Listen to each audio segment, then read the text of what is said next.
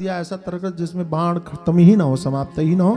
तो धनुष भी पवन देव ने प्रदान किया और भगवान नारायण ने अपने चक्र से निकाल करके 1000 धारियों वाला एक चक्र भगवती को प्रदान किया।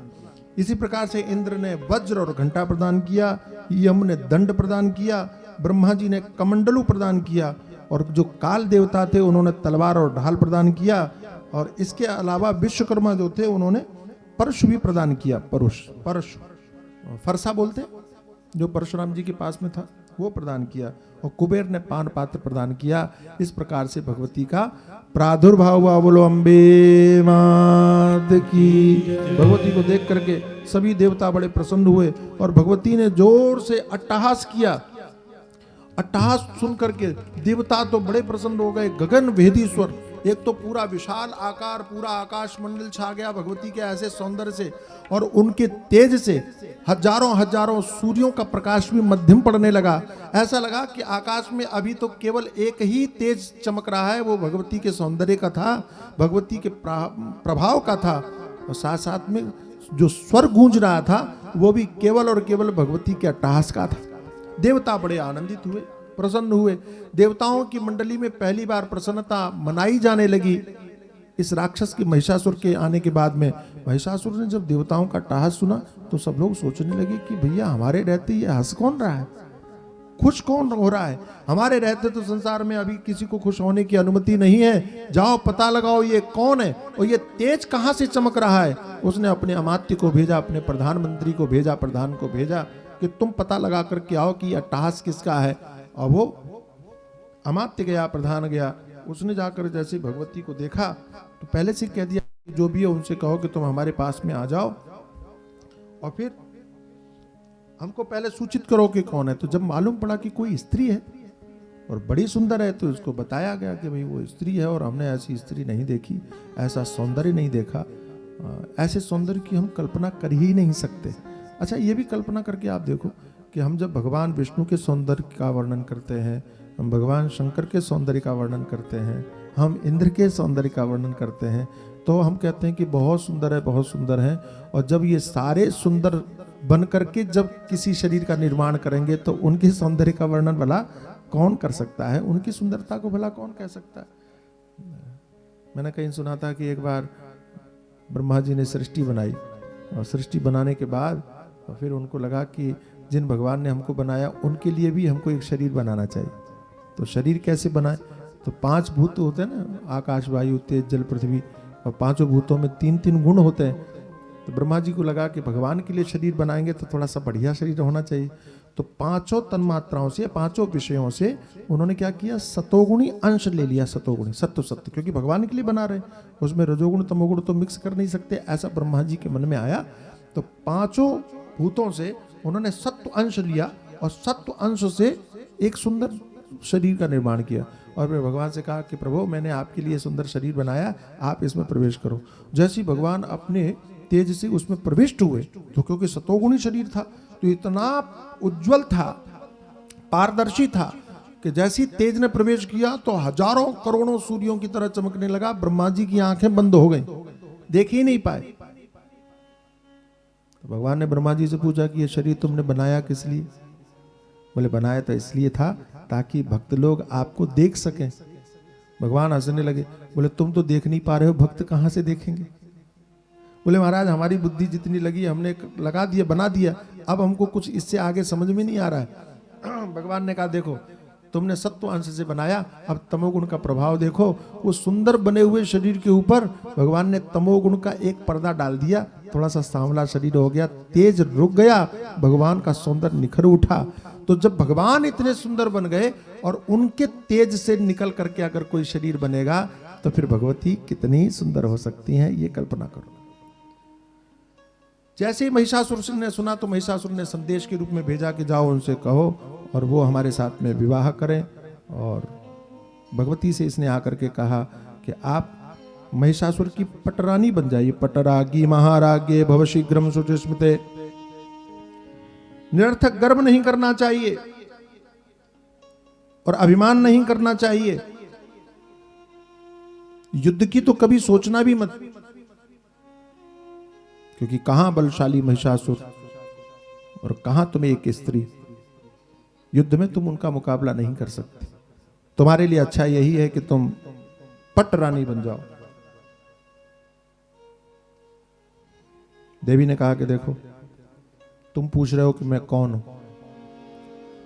मंत्रवर्य सुराणाम वै जननी विद्यमाम किल महालक्ष्मी दीख्याताम सर्वदैत्य निषूदनम प्रार्थिताहं सुरैः सर्वं महिषस्य वधाय च पीडितैर्दानवेन्द्रेण यज्ञभाग बहिष्कृतैः मंत्रवर्य सुराणां वै जननीं विद्यमां किल। तुम हमसे पूछ रहे हो कि मैं कौन हूं। मैं तुमको अपना पता बता दूं कि मैं देवताओं की मां हूं। अच्छा, तुम मुझे महालक्ष्मी के रूप में जान सकते हो। महालक्ष्मी दीख्याताम सर्वदैत्य निषूदिनी, सारे राक्षसों का संहार करने के लिए प्रकट हुई हूं। अभी क्यों आई हूं तुमने पूछा।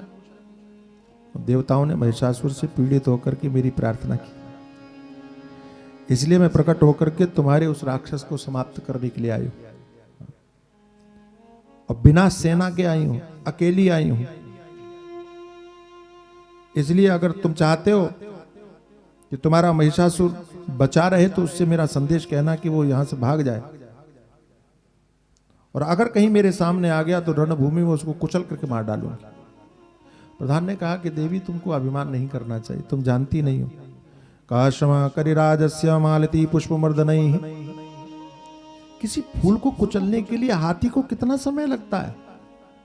महिषासुर हाथी के समान है, आप इतनी सुंदर पुष्प के समान है, युद्ध में आप उसका सामना नहीं कर सकती।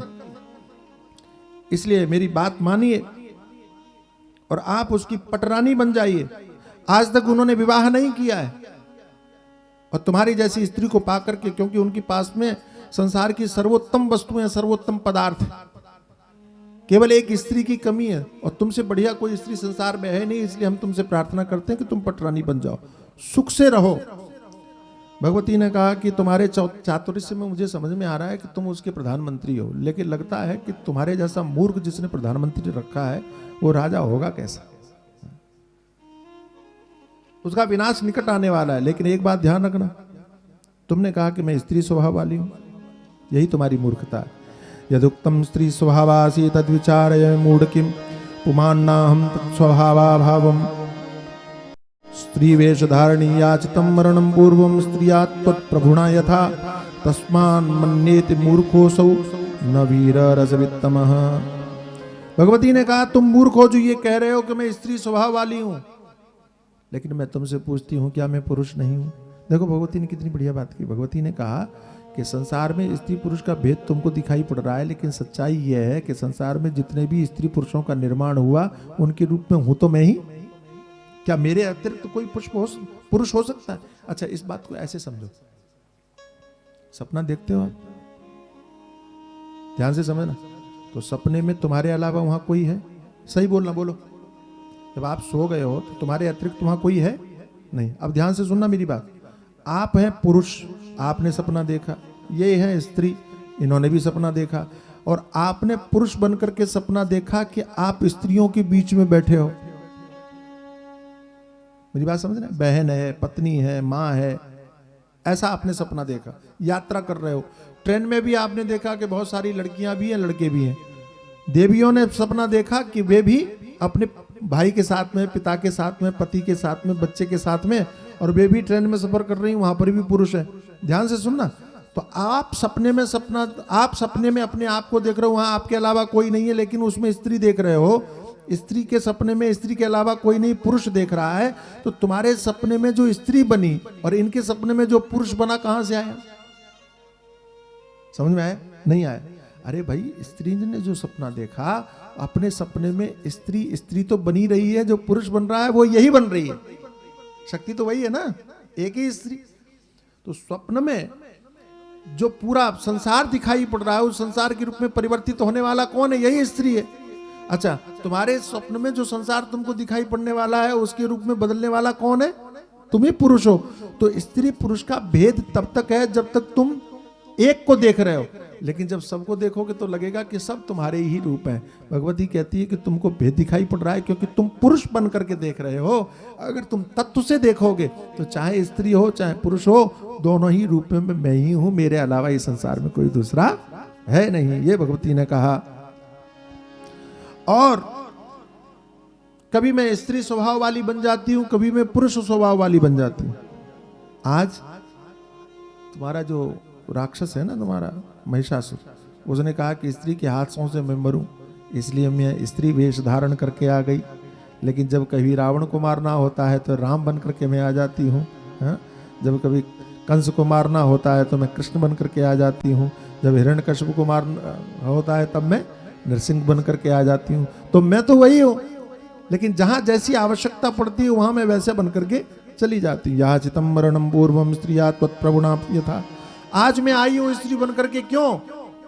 वो जो तुम्हारा मूर्ख राजा है ना, वो कितना बुद्धिमान है, आज मुझे समझ में आया। बोले क्यों? बोले जब उसने ब्रह्मा जी से वरदान मांगा कि मेरी स्त्री से मृत्यु हो जाए, तभी मैं समझ गई कि वो आदमी वीर नहीं है। क्योंकि वीर पुरुष स्त्रियों से थोड़ी लड़ना चाहेगा। वो तो वीर पुरुष तो वीरों से लड़ने की बात मांगता, लेकिन उसने स्त्री से अपना वध मांगा। इसका मतलब समझ गया कि वो पहले से कायर आदमी। अरे भगवती ने बड़ा सुनाया है महाराज, बड़ा सुनाया। वो कायर आदमी जो हमारे हाथ से मरना चाहता है, इसलिए मैं इस रूप में आई हूं। वीर रस का थोड़ा भी जानकार नहीं है। कामिन्या मरणम क्लीव रतिदम शूर दुखदम प्रार्थदम प्रवणा तेन महिषिणा बुद्धिना। उसने स्त्री के द्वारा मरना अपने लिए चुना। क्यों चुना मालूम है? क्योंकि वो नपुंसक है। भगवती ने कहा क्लीब है वो, इसलिए उसने स्त्री के हाथ से मरना चुना। और उसने ऐसा वरदान मांगा, तभी मुझे समझ गया वो भैंसे की बुद्धि और ज्यादा क्या सोचेगी, इससे ज्यादा सोच ही नहीं सकती। महिषेण बुद्धि महिषणात्म बुद्धि ना, उसकी बुद्धि में भैंसे के अलावा, अच्छा वैसे भी हमारे यहाँ गांव में मानते हैं कि गाय का दूध पियो तो बच्चा बुद्धिमान होता है, और भैंस का दूध पियो तो थोड़ा जड़ बुद्धि होता है। कभी आप ध्यान देते होंगे वैसे, क्योंकि गांव में रहते हैं आप, तो आपको तो जरूर पता होगा कि गाय का बछड़ा पैदा होते ही दौड़ने लगेगा, उछलने लगेगा, है ना। और भैंस का थोड़ा सा लीचड़ होता है, थोड़ा लेजी होता है, जल्दी दौड़ता नहीं। उसको तो मारो तो भी नहीं दौड़े उसका बच्चा, थोड़ा आलसी टाइप का होता है, तमोगुण प्रधान होता है। तो जहां तमोगुण का प्राधान्य होगा। अच्छा और ध्यान देना कि भैंस का दूध पियो तो आदमी मोटा हो जाए, और गाय का दूध पियो तो आदमी मोटा भले ही ना हो लेकिन बुद्धि शार्प होगा, तेज होगा, ऐसा है उसमें। और वैज्ञानिकों ने भी सिद्ध किया है कि जो भारत की देसी गाय हैं, विशेष करके गिर गाय हैं, उनके दूध में और मूत्र में स्वर्णांश पाया जाता है, सोने का अंश पाया जाता है, पता है आप। इसलिए गाय का दूध देखना हल्का पीलापन लिए रहता है, उसका घी भी देखना हल्का पीलापन लिए रहता है। और वैज्ञानिकों ने एक शोध किया अमेरिका में, उन्होंने कहा कि जो भारत की गाय हैं उनकी रीढ़, ये जो पीठ की हड्डी है, इस हड्डी में एक पता नहीं कौन सी चीज लगी हुई है कि जो सूर्य की किरणों को खींचने का काम करती है। इसलिए विटामिन डी सर्वाधिक गाय के दूध में प्राप्त होता पाया जाता है, इसलिए वो पीला लिए रहता है। अब तो विज्ञान भी सिद्ध करने लगा है, अरे भैया हमने तो पहले ही गाय के दूध को अमृत के समान मान करके और पंचामृत बनाने की विधा हमने संसार को बताई। और भैंस का दूध थोड़ा मोटी बुद्धि का, शरीर तो मोटा कर देगा, बुद्धि भी मोटी करेगा। बोले ये भैंसा आदमी कहां से ज्यादा सोच सकता है। विपरीतम यदा देवम तृणम वज्र समम भवेद विदिशे सत्सुमुखा काम कुलशम तूलवित्तदा किं सैन्यरायुधै किं वा प्रपंचुर दुर्ग सेवनै मरणम सांप्रतम तस्य सैन्यस्तु किं फलम। भगवती ने एक और बात कही कि तुमको लग रहा है कि तुम्हारा महिषासुर जीत गया। अरे महिषासुर जीता नहीं है तुम्हारा, ये देवताओं का समय खराब था और तुमको तुम्हारे राजा ने वरदान प्राप्त कर लिया था, इसलिए तुमको प्रभाव दिखाई पड़ रहा है। सच्चाई है कि तुम्हारे राजा में कोई दम नहीं है। समय विपरीत होता है तो छोटा सा तिनका जो है ना, वो भी तलवार का काम कर देता है, और समय अनुकूल हो जाए तो तलवार भी उसके लिए मलाई की तरह काम कर जाती है। सब समय के ऊपर प्रभाव है, और हमने देखा भी है। हमारे यहाँ एक उत्तर प्रदेश में समय का प्रभाव देखो आप। एक व्यक्ति को सांप ने काट लिया, उंगली में काटा, सच्ची घटना है। तो उसने क्या किया, चाकू से ऐसे उंगली को काट दी, तो जहर आगे नहीं गया, बच गए, बांध लिया और वो उंगली उसने क्या किया, एक जमीन पर ऐसा गड्ढा करके थोड़ा सा मिट्टी के नीचे दबा दी। 1 दिन, 4 दिन, 5 दिन, 10 दिन, 15 दिन, 20 दिन, महीने भर बाद पता नहीं उसकी खोपड़ी में क्या आया। बोले जो उंगली गाड़ी थी वो क्या हुआ उसका, चलो देखते हैं जाके। अब बेवकूफ़ी किया, बच गया था, सब ठीक ठाक हो गया था, छेड़ने की जरूरत थी, गया वो और खोदा तो वो काली पड़ चुकी थी एकदम, वो गल गई थी। और ये मूर्ख व्यक्ति ने क्या किया, एक लकड़ी लिया और उसको ऐसे दबाया, दबाया तो वो फूट गई, और फूट करके उसका रस निकला और आंख में चला गया, मर गया। सर्प ने काटा तब नहीं मरा, क्योंकि समय नहीं था, और जब समय आया तब। यही संसार है, कब कहां क्या घटित होना है ये हमारे अनुसार कुछ नहीं चल रहा है। इसलिए व्यर्थ में परेशान नहीं होना चाहिए, व्यर्थ में उबलना नहीं चाहिए। कई लोग कहते हैं हमारे साथ में ऐसा घटित क्यों हुआ। अरे भाई, जिसके साथ में होता वो यही बोलता कि हमारे साथ में ऐसा क्यों हुआ। आप उस समय पर, आप समय के उस चक्र में आप फंस गए तो आपको भुगतना पड़ेगा, दूसरा फंसा होगा तो दूसरे को फंसना पड़ेगा। आपने देखा अभी अहमदाबाद में विमान दुर्घटना हुई, इतने लोग मारे, एक बच गए। कभी सुना है आपने कि विमान दुर्घटना में कोई बचाओ, लेकिन वो बच गया, और वो बढ़िया ऐसा लग रहा है जैसे टहलते हुए जा रहा है, उसको कुछ हुआ ही नहीं, चोट भी नहीं लगी उसको, और उसको भी कोई उठा के नहीं ले गया, खुद चल करके गया, वो तो दिखाई पड़ा। क्या कहोगे आप? भगवती की बात सही है, विपरीतम यदा दैवम तृणम वज्र समम भवेत्। अगर समय विपरीत है तो तिनका भी वज्र के समान हो जाएगा, और अगर विधि अनुकूल है तो वज्र भी रुई के समान हो जाएगा, पता ही नहीं चलेगा। इसलिए तुम जाओ, तस्मात् गच्छ निपम ब्रूहि वचनम मम, तुम जाओ मेरी तरफ से राजा को संदेश दो और कह दो। क्या करो, वो चाहते हैं तो बच के भाग जाए, और देवता लोग हार गए क्योंकि विपरीत भाग्य था और ब्रह्मा जी का वचन था। अब ये राजा सोचने लगा मैं क्या करूं। इसने एक कोशिश और की कि नहीं, तुम्हें पत्नी बन जाना चाहिए। तो भगवती ने कहा कि तुम राजा से यह भी कह देना कि भैंसे को पत्नी के रूप में, पति के रूप में कौन प्राप्त करना चाहेगा। ऐसा स्पष्ट रूप से उल्लेख किया। मंत्री गया, मंत्री ने महिषासुर के सामने जाके कहा, अरे भैया वो तो बड़ी विचित्र है, जितनी सुंदर है उतनी ही तेज भी है, जवाब देना भी जानती है, बलशाली भी है। उसने तो बड़े आपको अपमानित करने वाली बात कह दी, और यह भी कह दिया है कि भैंसे को पति के रूप में मैं क्यों वर्ण करूंगी, दुनिया में मैं कोई मूर्ख हूं क्या। अच्छा, उसके साथ में तो कोई सींग वाली और रमाने वाली बोलते जोर जोर से चिल्लाने वाली कोई भैंस ही विवाह करेगी उस भैंसा के साथ, तो हम विवाह क्यों करेंगे, मेरे लिए पुरुषों की कमी है क्या। ऐसा ऐसा कुछ बोला। महिषासुर को बहुत क्रोध आया, और क्रोध के आने के बाद में उसने अनेक मंत्रियों को भेजा, और फिर एक बार कहा कि जाकर के समझाओ। दूसरे मंत्री भी पहुंचे, भगवती ने सभी को एक ही बात कह दी, और अब की बार और भी स्पष्ट कहा, आध्यात्मिक बात कही। ना हम पतिम्बरा नारी वर्तते में पति प्रभो सर्वकर्ता सर्वसाक्षी कर्ता निष्प्रिया स्थिरा सर्वा वा सक्षमा शांत सर्वदिक् सर्वभावना तम त्यक्त्वा मैषम मंदम कथम सेवितुमुत्स प्रबुद्धि युदितां कामं करोमि यम वाहनम अथवा मनुजानां वै करिष्ये जलवाहकम। भगवती ने कहा तुम बार बार विवाह की बात कर रहे हो, लेकिन तुम अच्छी तरह से समझ लो मैं विवाह करने वाली स्त्री नहीं हूं। मेरा पति तो केवल एक ही है, वो है साक्षात परात्पर तत्व पर ब्रह्म परमात्मा, वही मेरा पति है, उसके अलावा मेरा कोई पति नहीं। सर्वकर्ता सर्वसाक्षी कर्ता निष्प्रिय प्रभु वर्तते में पतिम प्रभु, वही भगवान मेरे पति हैं। ये सारे संसार के छोटे मोटे लोग मेरे पति नहीं हो सकते, इसलिए मुझे विवाह करने कोई मतलब नहीं है। और तुम अपने वो भैंसे को कह देना कि या तो लड़े या भाग जाए, मेरे सामने आ गया तो मैं यमराज का वाहन बना दूंगी। यमराज भैंसे पर चलते हैं ना। बोले उनका भैंसा भी पुराना हो गया, उनको भी बदलने का मन करता है, गाड़ी पुरानी हो जाए तो बदलने का मन करता है। बोले यमराज ने कहा कि उनको भी नया भैंसा चाहिए, और ये भैंसा तुम्हारा बढ़िया है, महिषासुर को यमराज का वाहन बना दूंगी। और यमराज ने अगर मना कर दिया कि नहीं नहीं हमको ये वाहन नहीं चाहिए, तो पानी ढोने के काम में तेरे भैंसे को लूंगी मैं। ऐसा भगवती ने कहा। जलवाहकम, क्यों? तो भगवती कहती देखो, ये विवाह मित्रता शत्रुता समान विचारधारा वालों से होना चाहिए। कामम सदृश योग संसारे सुखदो भवेद अन्यथा दुखदो भूयाद अज्ञानाद्यति कल्पिता। अगर आप समान विचार वाले, समान आचरण वाले, समान योग्यता वाले, समान कुल वाले व्यक्ति के साथ में विवाह आदि का संबंध नहीं रखोगे तो आपको जीवन में दुख झेलना पड़ेगा। इसलिए हम लोग विचार करते हैं ना, विवाह से पहले गुण मिलाते हैं, मैत्री मिलाते हैं, परिवार मिलाते हैं, वंश मिलाते हैं, गोत्र मिलाते हैं, बहुत सारी दुनियादारी करते हैं। धीरे धीरे लोग छोड़ रहे हैं। देखो जो छोड़ रहे हैं उनको तो हम क्या ही कहें, समय बदल रहा है।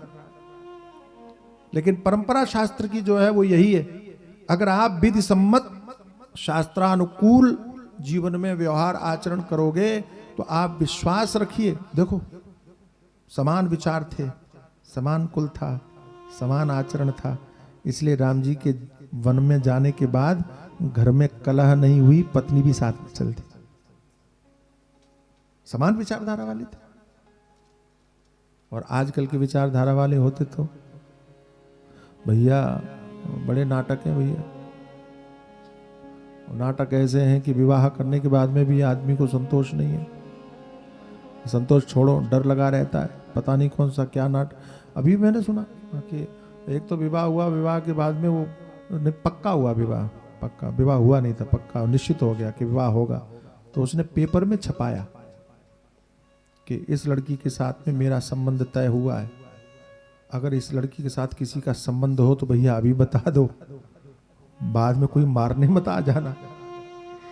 आजकल कुछ भरोसा ही नहीं है। ये घटना घटी ना अभी, ऐसी कितनी हो रही है। ये तमाशा क्यों हो रहा है? क्योंकि हम समान विचार नहीं देख रहे, समान आचरण नहीं देख रहे, समान कुल नहीं देख रहे, समान वंश नहीं देख रहे, हम केवल मनमानी करने पर तुले हुए हैं। देखो मैं बहुत विनम्रता पूर्वक बात कहता हूँ लोगों से, आप लोगों से भी, सबसे कहता हूँ कि हम केवल अधिकार की बात करते हैं, कर्तव्य की बात भूल जाते हैं।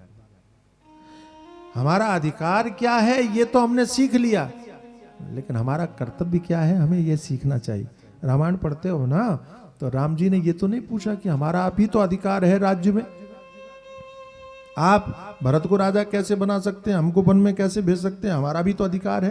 कह सकते थे कि नहीं कह सकते थे? बोलो बोलो, कह सकते थे। और ये भी कह सकते थे कि कल तो आप हमको राजा बना रहे थे, आज आप हमको वन में क्यों भेज रहे हो, गलती मैंने क्या किया, ये पूछ सकते थे कि नहीं पूछ सकते थे? लेकिन प्रभु श्री राम ने एक शब्द नहीं कहा। क्यों नहीं कहा?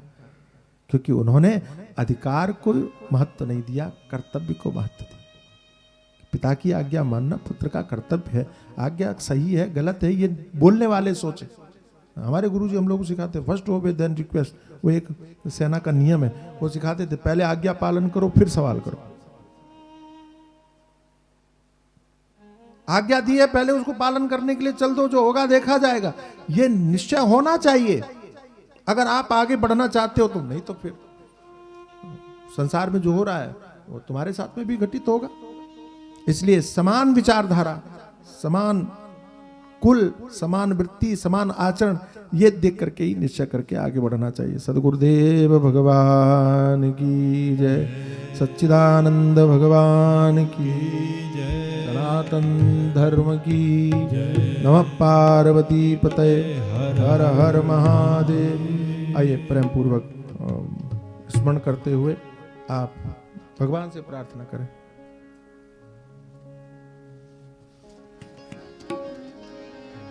इस दिल में बसाने को हरि अपने चरण दे दो,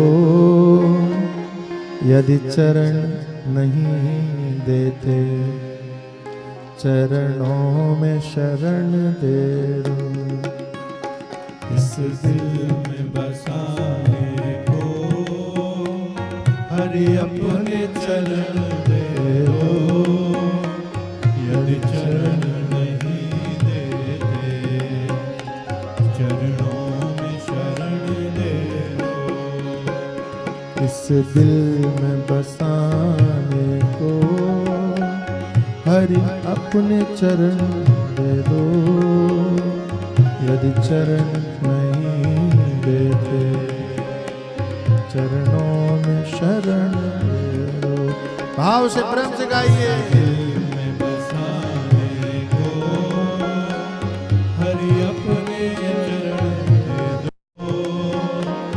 यदि चरण नहीं देते चरणों में शरण दे दो।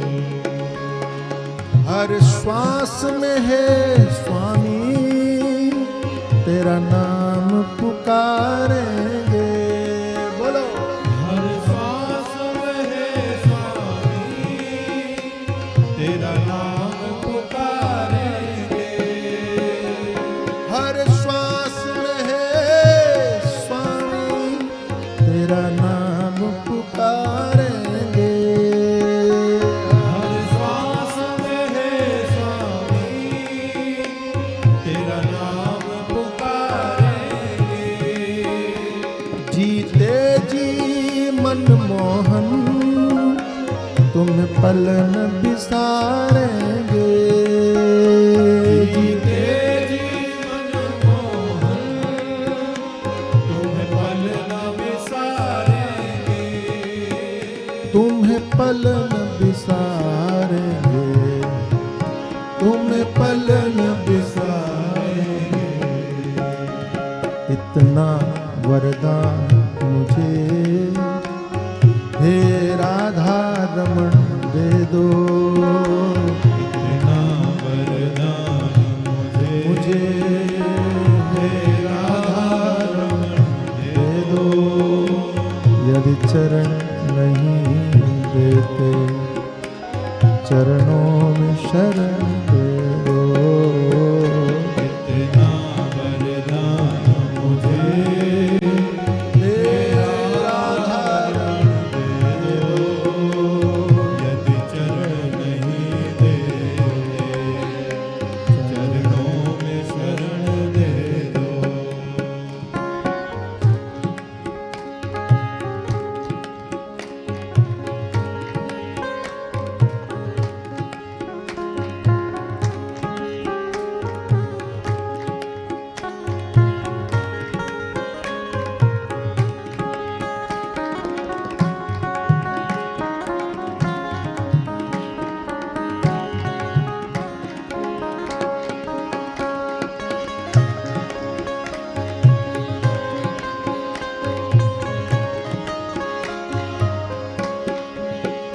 तुम मुझ पे कृपा करना संसार भले रूठे।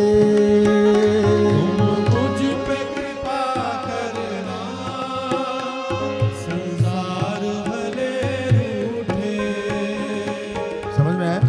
समझ में आया? तुम मुझ पे कृपा करना संसार भले रूठ। आप ऐसा चाहते हो कि नहीं? अच्छा, दुनिया खुश हो ये चाहते हो कि भगवान खुश हो ये चाहते हो? भगवान है ना? तो गाइए। और आप ही लोग गाना, इनकी आवाज नहीं है, आपकी सुनेंगे। ठीक है, भाव भावेश्वर महादेव भी सुनेंगे, महाराज जी भी विराजमान। तुम मुझ पे कृपा करना संसार भले रूठे। बोलो।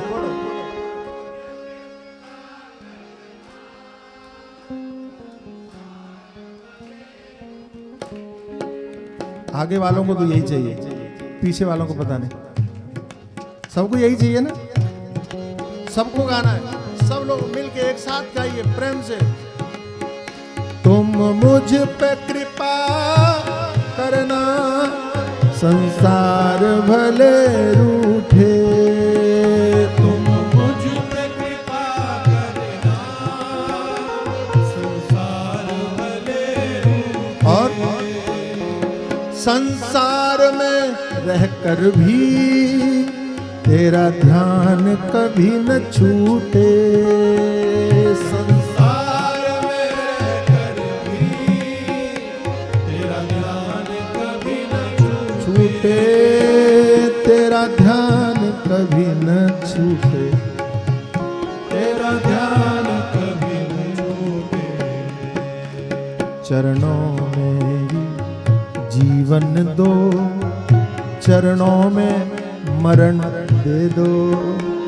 चरणों में ही जीवन दो, चरणों में मरण दे दो। यदि चरण नहीं देते